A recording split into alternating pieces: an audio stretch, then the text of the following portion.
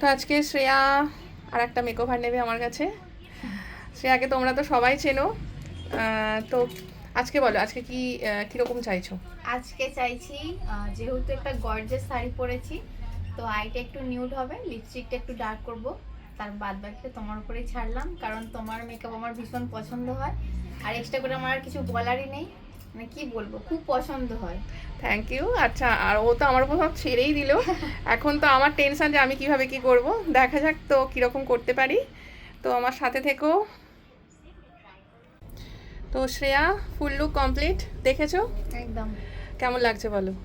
মানে আমার তো ভীষণ পছন্দ হয়েছে। দিদি প্রথমে একটা হেয়ারস্টাইল করে দিয়েছিল, এখন খুব ট্রেন্ডিং, কিন্তু আমাকে সবাই বলছে ভাল লাগছে, কিন্তু আমি নিজে স্যাটিসফাই হয়নি, তাই আবার ওপেন হেয়ার করেছি।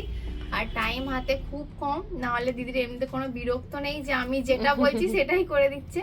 তো আমার তো ভীষণ পছন্দ, আমি প্রচুর স্যাটিসফাই, ব্যাস আর কিছুই থ্যাংক ইউ। বলার নেই। আর ওপেন হেয়ারেও ওকে খুব যথেষ্ট ভালো লাগছে, ও এমনিতেই সুন্দরী।